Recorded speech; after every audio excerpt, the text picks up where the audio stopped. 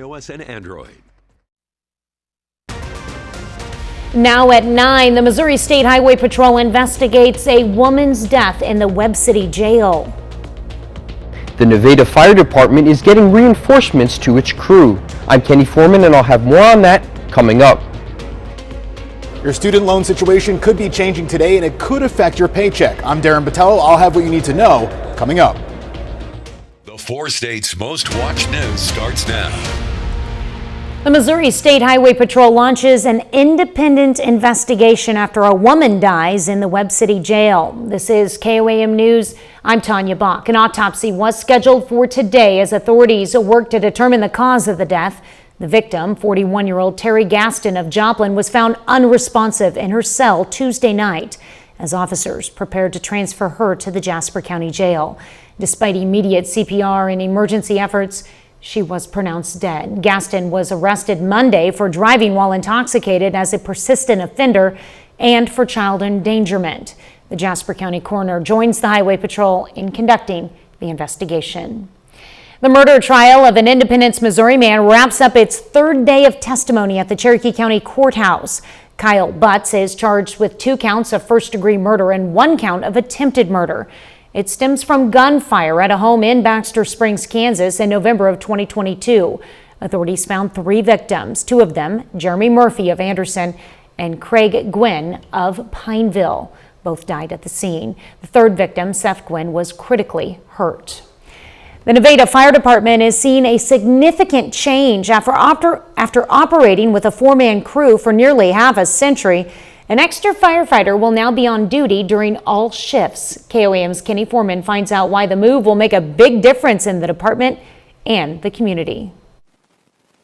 For Nevada Fire Chief Taylor McClintock, sometimes doing what's best for the department means breaking tradition. We've always been 4-man crews since about the 70s. Our call volume has increased from around 800-900, and we've doubled that to around 18 to 1900 in the past 4 or 5 years, with the addition of more medicals and more fire calls. So getting 1 extra person per staff was my #1 priority. As the department continues to receive an influx of calls, having an extra firefighter can open up more possibilities, such as being able to answer multiple calls at once, and when needed, being able to send more firefighters to 1 call. When we go on calls, if we have that extra person or an extra person on duty, it's safety. In case somebody gets hurt, we're able to handle multiple different calls at one time if that does arise. We have a lot of overlapping calls, so if we need to, we can split up crews and respond to multiple calls at one time. Of course, getting city approval was not an easy task, but McClintock was successfully able to explain why the extra personnel is essential when it comes to serving Nevada citizens. Just giving them different data about efficiency of more firefighters, response times, and also safety. And it was something that they thought was paramount that they needed to act upon and hire more firefighters for the city of Nevada. And for the rest of the crew, welcoming a new face should be no challenge at all. The morale's always pretty good around here, and I think the way that shifts are set up right now, everybody gets along pretty well, and so we all normally get along pretty well. We'll have some games or whatever out, and we have a good time though. In Nevada, Kenny Foreman, KOAM News. In addition to their most recent hire, the department is expected to hire 2 more firefighters, 1 in July as well as another at the end of the year. Meteorologist Austin Stantz joins us now with a first look at weather. Thanks, Tanya. Yeah, it's hard to believe that temperatures are still in the upper 50s here past 9 o'clock. Temperatures at Grove 58, 59, Joplin 55, currently in Parsons, Lamar 54 right now. Headed into this evening, we're expecting cloud cover to continue for tonight. By the 10 o'clock hour, we're going to see the overcast skies really just kind of encompassing the region tonight. That'll contain a lot of that heat overnight tonight. It's not going to be a great stargazing opportunity, but also we're going to be talking about the potential for some strong storms starting to arrive right as we're starting to wake up. Is it really January? Because 60 degrees, thunderstorms, doesn't feel that way. But here, let's talk about this. We have a 1 out of 5 marginal risk of severe weather heading into tomorrow morning. Coming up in my full forecast, we're going to break down that timing and what you can expect. All right, thanks, Austin. Well, the Pittsburgh Fire Department swears in its new fire chief on Monday. Jack Spencer brings 25 years of experience from Washington, D.C. back home to Kansas, where his firefighting career began. KOAM's Mitch Adams has his story. A new face has entered the Pittsburgh Fire Department. Jack Spencer, a Valley Center, Kansas native, was sworn in this week as the new fire chief. Being a firefighter has taken him all over the world and has now brought him back home to Kansas. So I'm originally from Valley Center, Kansas. Grew up there, graduated from high school there. When I was in high school, I joined the Wichita Fire Department Explorer program. Did that for a couple years, and then after I graduated from high school, I decided I was going to pursue college. He volunteered as a firefighter while attending the University of Maryland, and then took a huge step to a much larger career. It just so happened that when I was graduating from college, the Washington, D.C. Fire Department had a open application process, and so I applied and got hired. So I started there in 2000, and then worked up through the ranks, ending at battalion fire chief, and was in charge of special operations for one of the shifts there, and then retired in December of 2025. He retired after 25 years in D.C., finding himself in Pittsburgh, serving an entirely different community. And being in Pittsburgh has just been perfect. It is the right size department for me, and to be able to help guide some of the younger guys that are here, and I just absolutely love being a part of this. Spencer hopes to bring his experience from his long career to serve Pittsburgh's community to the best of his ability. I'm really looking forward to this opportunity. It's one of those things where I never thought I would be able to come back to Kansas, and so now that I've given this opportunity, I hope to make the most of it. In Pittsburgh, Kansas, Mitch Adams, KOAM News. Chief Spencer says he hopes to transfer his experience working high-level events in D.C. to community events here in Pittsburgh. Well, the Joplin Police Department launches a new crime-fighting tool. The Joplin PD app allows folks to provide anonymous information. Joplin's chief of police says the new app will help solve crimes in the community while protecting the identities of anonymous citizens. Officers receiving crime tip information cannot see the reporting person's identity, location, or IP address. If the person providing a tip so wishes, officers also can have a two-way conversation with that person without revealing their identity. The app is a free download. Well, coming up, the U.S. seizes Venezuelan oil tankers and starts selling crude for American benefit. Democrats call for public hearings on Venezuela so Americans can hear what the White House has planned for the oil-rich country. I'm Rebecca Castor with the details coming up. But up first, we take you to a pharmacy in Southwest Missouri that's helping uninsured patients get prescriptions for just $10 a month. Caravan returns to Joplin Saturday. Fox 14. For many in Southwest Missouri, paying for prescription drugs without insurance can make for some difficult decisions. Chris Bryant talked to a pharmacist to make sure those in need can afford their medications. They're just great. They're able to help so many people in the community that need meds at a reasonable price, because as we know, medications are crazy expensive. Neighbors Pharmacy is the only charitable pharmacy in Missouri and has seen steady growth since it opened, with patient growth up 24% and prescription growth around 48% in 2024. Patients are not just here to get their medication, but are people with major concerns about their health, about their life, about how to handle all these things. It's going to be here at Neighbors. The pharmacy mainly serves Stone and Taney counties, where nearly 50% of the homes fall below the cost of living threshold. It's difficult because people oftentimes can't afford the medications that they come in for, and I can't tell you how many times I had to say, you know, this is the copay on your medicine, and I'm sorry, but it's $200, $300, and they turn away disheartened because they can't afford it. Funded through grants and mostly charitable donations, the pharmacy uses a $10 a month fee. And with that, the uninsured in the state can get their medications at no cost outside of the monthly subscription. Talking about people who are living paycheck to paycheck, people who don't have insurance because they can't afford it on the marketplace, and we know that thousands of people have decided not to go with insurance this year because the prices have gone so high. Generic medications, patient assistance for name brands, diabetes testing supplies, pharmacist counseling, and medication management are all included. In addition, some over-the-counter items are part of the membership, and certain labs are available for a little extra money. Like, I've seen firsthand here how vitally important it is to have pharmacists in a rural setting or any setting, because often pharmacists can be the only healthcare provider that patients have access to. Over the past year, the pharmacy has dispensed more than 20,000 prescriptions, worth about $2.5 million in costs. To qualify, you have to be uninsured and fall within the household income requirements. For example, a single person making less than $46,950 can easily qualify as a member, and a family of 4 making $96,450 are eligible. What I would say is, if you're not able to afford your medicine, give us a call. If we're not able to help you here, we'll find a way to help you. In addition, Missouri also has some programs designed to help low-income families cover the cost of prescription medicine. And there's MoRx for one, and the Missouri Drug Card can provide up to 75% savings on prescriptions.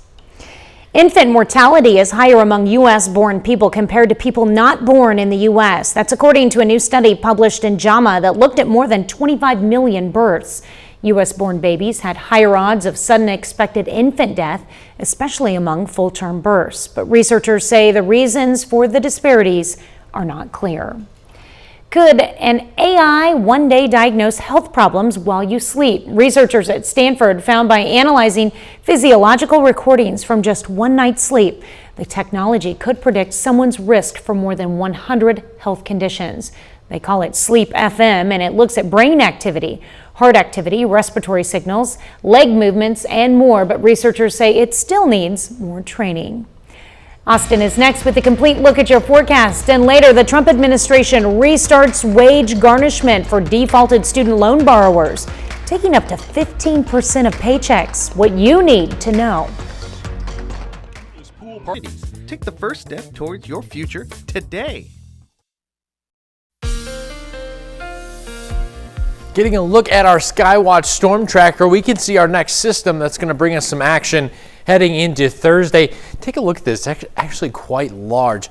All this cloud cover that you see here starting to move northeast, along with that precipitation off to our southwest, all part of that same low pressure system, fairly large down there. Now, we are going to see this system continue moving northeast here, and it'll make its way into Texas, Oklahoma, and then into our neck of the woods heading into the morning hours. Now, current temperatures right now, things are still quiet, still mild out there too. 60 degrees in Grove, 59 Joplin, Pittsburgh sitting at 50, 55 in Lamar currently. Overnight tonight, 55, going to be very mild, as I mentioned, due to the fact we have a blanket of cloud cover tonight. Winds could gust as high as 25 miles per hour. A brief shower during the pre-dawn hours is possible, but the main action going to be coming in as we head into the hours of 6 and 10 a.m. under a marginal risk of severe weather, or 1 out of 5 from the Storm Prediction Center.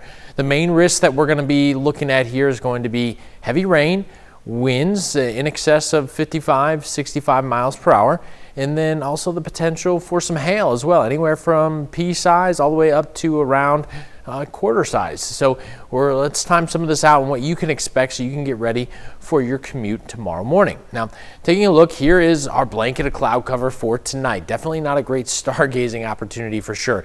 That cloud cover becomes very thick heading into the overnight.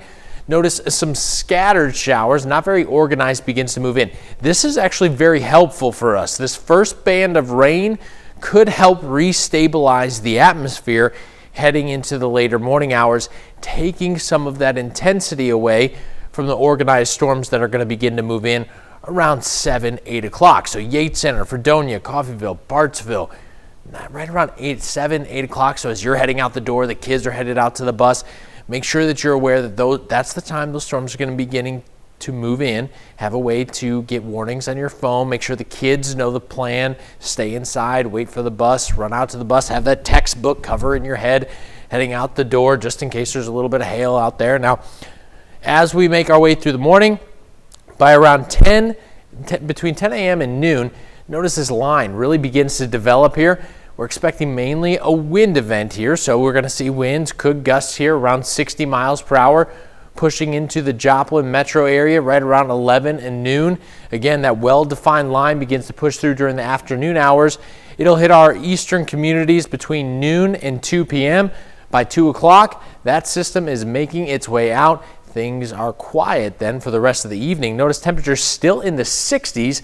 Even as we hit 6 o'clock, the cold front doesn't pass until overnight, Thursday into our Friday. Take a look at this, though. We still have winds to deal with even heading into Thursday morning. Winds are already going to be gusting 25, 35 miles per hour, maybe even 40. So a few of these storms not going to have an issue pushing these winds to 60, 65, maybe even 70 at times. So we could see a few severe thunderstorm warnings heading into our Thursday morning and afternoon. But the good news is it's much needed rainfall. We need rain desperately here in the 4 states. The highest amount of rainfall totals are going to be held off west of 49, especially our far northwestern communities could see upwards of 1.5 inches of rainfall. Our far southeastern communities could see anywhere from 1/10 to about 1/4 inch. Let's take a look at the next 7 days. Beyond Thursday, Friday overnight, the potential for a little bit of a wintry mix. It doesn't last long. There wouldn't be any accumulation. Things clear up on Saturday. 44 degrees there. 48 Sunday. The sun is back out, back into the 50s next week with our next system moving in right around the middle part of the week, Tanya. All right. A lot to keep our eye on, that's for sure. Yeah, we're going to get some much needed rain, but we'll keep an eye on these storms as they move in tomorrow morning. All right, sounds good. Thanks, Austin. Well, coming up later, tension heats up over ICE in Minneapolis. A deadly shooting involving ICE agents in Minneapolis leaves one woman dead and the city on edge. I'm Connor Hansen in New York. I'll have the latest coming up. Production opening January 8th.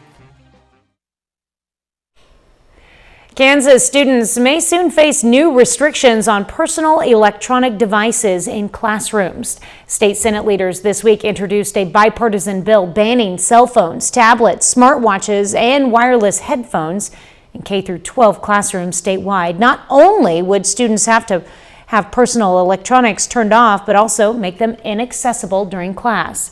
Exceptions include students with medical needs or special education plans. The Trump administration is restarting wage garnishment for federal student loan borrowers who were in default. Fox Business correspondent Garen Botello has the details from Capitol Hill.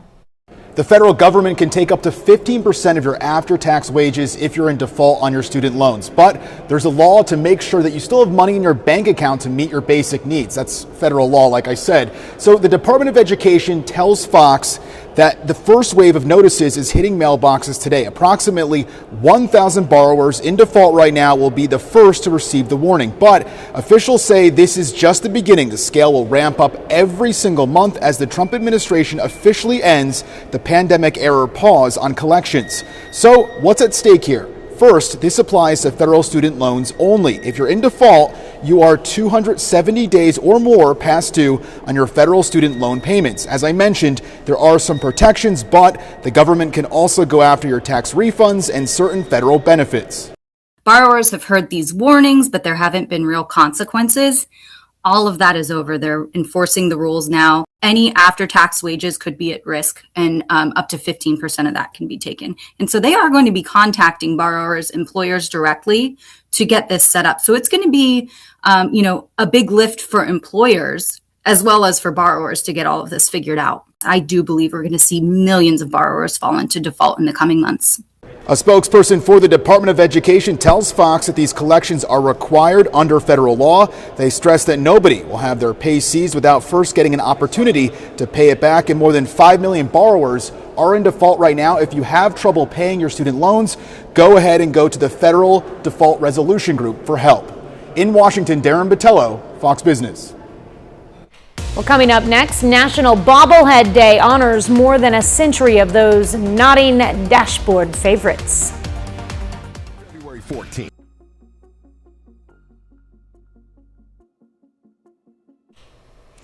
It's National Bobblehead Day. The toys themselves go back more than a century. That's according to the National Day calendar. It says they started in Germany, hit U.S. pop culture in the 50s and 60s, and became sports promotionals decades later. The website credits Milwaukee's National Bobblehead Hall of Fame and Museum for dedicating January 7th to their honor. The toys are also known as bobbers or knotters. 30 more minutes of news, weather, and sports coming your way. Crowds slash with ICE agents in Minneapolis after a woman is shot and killed. This as conflicting accounts emerge over what happened. And the U.S. seizes Venezuelan oil tankers and prepares to tap the world's largest crude reserves.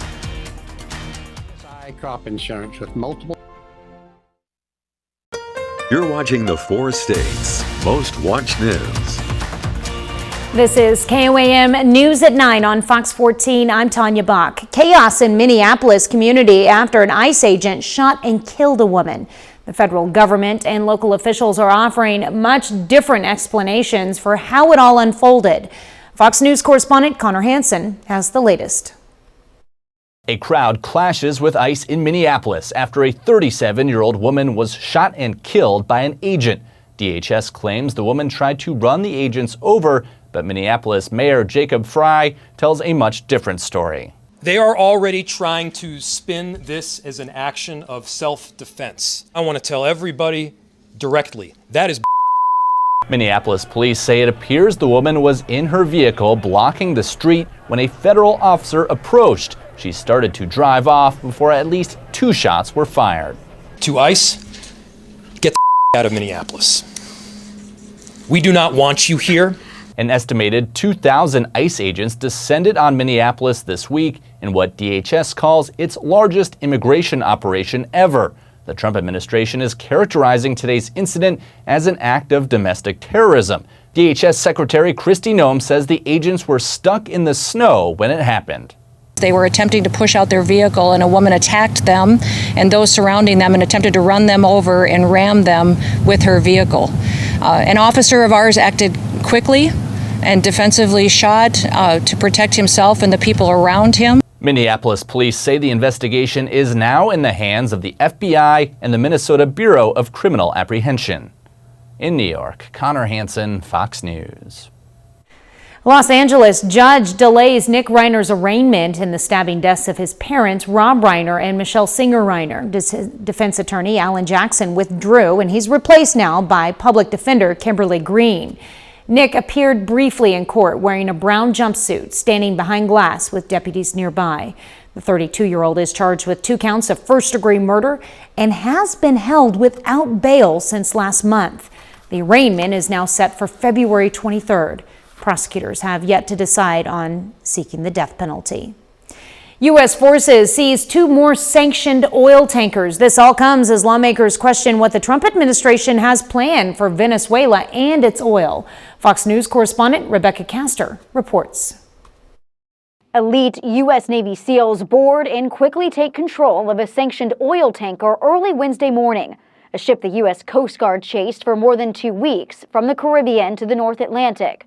It was one of 2 tankers seized by the U.S. Wednesday, part of the ongoing crackdown on Venezuela and its illegal oil exports. Understand, they are not generating any revenue from their oil right now. They can't move it unless we allow it to move, because we have sanctions, because we're enforcing those sanctions. Oil is Venezuela's main revenue source, and now that Nicolas Maduro is out of power and in U.S. custody, the White House says it's working with the country's interim government on a deal to tap its vast oil reserves, which could be the largest in the world, starting with 30 to 50 million barrels. The United States government has already begun marketing Venezuelan crude oil in the global marketplace, and those funds will be dispersed for the benefit of the American people and the Venezuelan people at the discretion of the United States government. The Trump administration briefed lawmakers Wednesday on the Maduro raid and its plans for the country moving forward.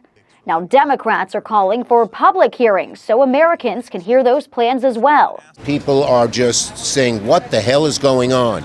We need answers as to how long this is going to last. If people could hear everything that we just heard, I think they'd have a renewed confidence in that, in both the planning leading up to it and the planning going forward.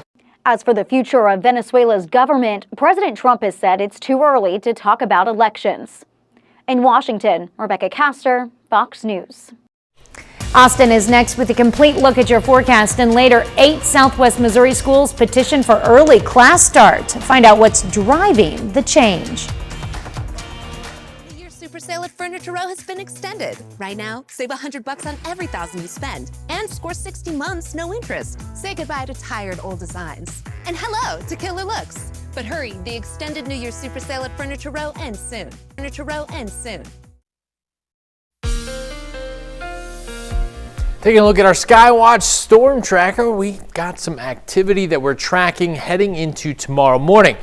Off to our southwest, look at the coverage of the system off to our southwest here, covering nearly 6 states. You notice that extensive cloud cover across the southwest here. Now into Texas, we started to see some precipitation begin to develop. That'll begin to move in. We're going to start to see some stronger storms into Oklahoma, then into Missouri, Kansas as well, and also Arkansas. So the 4 states all going to see some bumpy weather heading into Thursday morning. Now, as for tonight, very mild. That blanket of cloud cover going to keep us very mild tonight. Temperatures going to stay elevated into the mid-50s throughout tonight. So we're only going to be dropping maybe about another 5 degrees overnight tonight. 55 overnight. A brief shower during the pre-dawn hours can't be completely ruled out here, but the main timing of the action of the stronger storms going to be between 6 and 10 a.m. We're also going to have some lingering showers and storms as it exits the area between noon and 2 p.m. So we're saying timing and coverage here between 4 a.m. and noon. Primarily what we'll be looking at is a high wind and heavy rain threat. Some hail could be associated with a few of these storms, mostly in Oklahoma from what I've been seeing.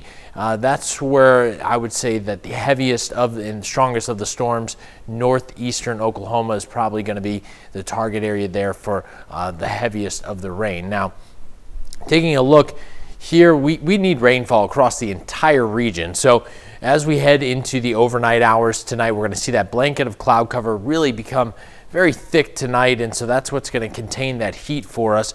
Notice this first wave of showers begins to move in. This is going to be very helpful as it's going to take away some of the instability as the more organized storms move in. So the timing of this actually couldn't be better to actually help offset some of that intensity. So here, 5 a.m., we don't have a lot of opportunity for any daytime heating here.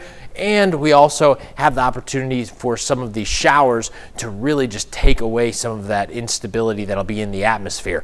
But nevertheless, by 8 o'clock in the morning here, we're looking at a line of thunderstorms beginning to move in. So Yates Center, Fredonia, Coffeyville, Bartsville, Tulsa, Pittsburgh, that's when we're going to start to see there. Now, between 10 and noon, that's when we're going to see this line really begin to move in here, especially across the Joplin metro area. But as I mentioned, northeastern Oklahoma, especially during the early morning hours, that's my primary area that I'll be watching heading into the overnight tonight.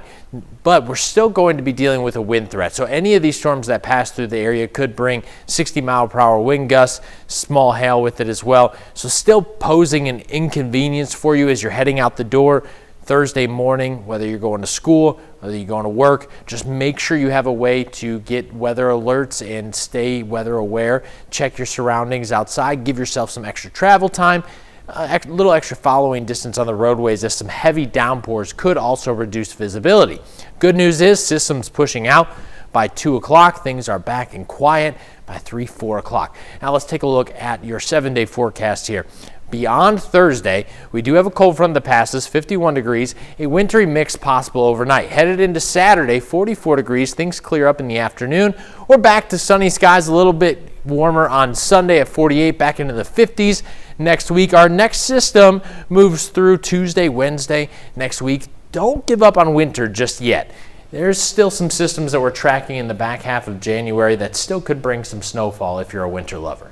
But we need the rain, so it's great that tomorrow that's probably what we're going to get. Yeah, some areas could see more than others. Northeastern counties could see upwards of 1.5 inches. All right, looking forward to seeing how it all turns out. All right, thanks, Austin. Artificial intelligence is dominating this year's Consumer Electronics Show in Las Vegas, which kicked off yesterday. Among the new products unveiled, was Jenny, a robotic dog created by Tombot to serve as an emotional support animal for seniors. The company says its first litter of pups is already sold out. They're so cute. Well, today Dunkin' dropped a new protein milk alongside a host of refreshers and lattes that feature the new product. The launch includes a drink collaboration with Grammy Award-winning rapper Megan Thee Stallion. Megan's Mango Protein Refresher is available for a limited time nationwide. Still ahead, the Joplin Lady Eagles welcome Springfield Central tonight with momentum on their side. 3 state victories have the Eagles poised to break into winning territory tonight. Highlights up next in sports. Big Bang. The Joplin Lady Eagles ride a 3-game winning streak into tonight's home matchup, looking to push their record above 500 for the first time this season. The Eagles have found their rhythm over the past couple of weeks, outscoring opponents and building confidence with each victory. And tonight they welcome the Springfield Central Bulldogs, a team searching for just their second win of the season at 1-7. Now we pick it up in the first quarter. The Eagles showing solid ball movement. Alyssa Owens finds her rhythm as she nets Joplin's first points of the game, putting them up by 1. Into the second quarter, Central's Clara Moody standing still, trying to make a play, but Soleil Parker trips her up, stealing the ball and drives in for a smooth layup. Next play, Parker brings the ball up the court. The Eagles shake off the defense with some crisp passing, and Owens drains a shot that's nothing but net. Central's Annalise Freeman attempts a shot near the basket, but it's blocked, and Parker makes the steal and drives it in for an easy layup with no one to stop her. The Joplin Lady Eagles take the win easily. Final score 49-18, improving their record on the season to 6-5. KOAM, Jet HD, and MSSU teamed up to bring you tonight's game live on our KOAM Plus streaming app, and we're planning on streaming future games as well. It's easy to download. Just search for KOAM Plus, available in the Apple App Store and the Google Play Store. NASCAR Commissioner Steve Phelps resigns after 20 years with the organization. His departure follows a contentious antitrust lawsuit that exposed damaging private texts. The lawsuit, brought by 2311 Racing and Front Row Motorsports, revealed Phelps' critical messages about NASCAR drivers and team owners, including calling revered owner Richard Childress a stupid redneck, among other names. Childress now threatens legal action over those texts. During his tenure, Phelps helped guide NASCAR through the COVID pandemic and into the new media age. But the lawsuit and public exposure of his private communications ultimately ended that career. The settlement concluded 8 days of trial testimony that damaged Phelps' standing with fans and the racing community. Well, the Winter Olympics are less than a month away, and a Florida speed skater is chasing her final dream. Brittany Bowe is heading to what she says will be her last Olympics, with one thing still missing: an Olympic gold medal. The 6-time world champion gave up her Olympic spot back in 2022 so her teammate could compete and go on to win gold. And now Bowe hopes it's her turn. To be able to finish my career in Milan with my family and friends and fans in the stands is just going to be a great way to end it. Bowe grew up playing basketball and soccer before taking up inline skating at the age of 8. We're back with more news after this. 8 schools in Southwest Missouri are asking the Department of Education for permission to start the school year early, beginning next year. Emma McDarris talked to school representatives about why they're hoping to open the doors before most other schools do. Some schools are asking the Department of Elementary and Secondary Education to be allowed to start class earlier than the state law allows, which currently is 14 days before the first Monday in September. The 2026 and 27 school year is scheduled to begin no sooner than August 24th. Nixa school leaders say that late start would make their semesters imbalanced and gives them less time for preparing for state testing. Our state testing window where we test for state, it's kind of the same time. So it's just that question, are we getting those days of learning in before state testing or after? Also asking for permission to begin the semester early: Ash Grove, Wablo, Monette, Marionville, Dadeville, Stockton, and Walnut Grove. What's best for kids in Walnut Grove may be different for kids in Sedalia, and and kids at other places in Branson and things like that. So I just am a big proponent of making local decisions that's best for our kids. The State Board of Education is scheduled to take up the request next week. DESE has not responded to phone calls and emails asking for comment. Up next, Hollywood's elite battle for the Top Actor Awards with surprises in every category. The 2026 award season continues with nominees announced for the Actor Awards, formerly the Screen Actors Guild Awards. For a look at their top contenders in film and TV this year, here's Fox's Ashley Dvorkin. It's the part of awards season where actors honor their fellow actors at the ceremony now known as the Actor Awards. Here are this year's nominees. Frankenstein. Celebrating a nod for outstanding performance by a cast in a motion picture is the cast of Guillermo del Toro's reimagining of a haunted tale with Frankenstein. Is it true?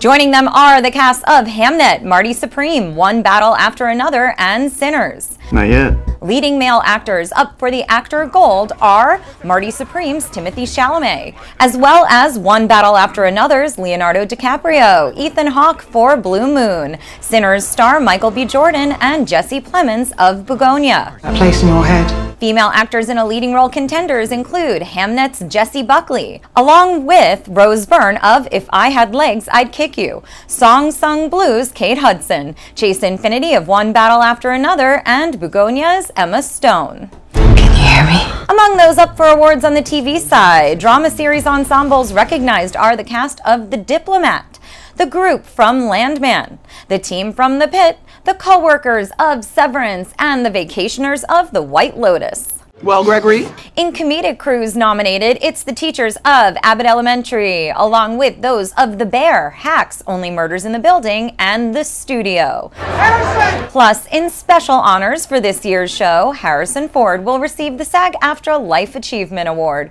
recognizing career and humanitarian accomplishments. The 32nd Annual Actors Award presented by SAG-AFTRA streams live on Netflix March 1st. In Hollywood, Ashley Dvorkin, Fox News.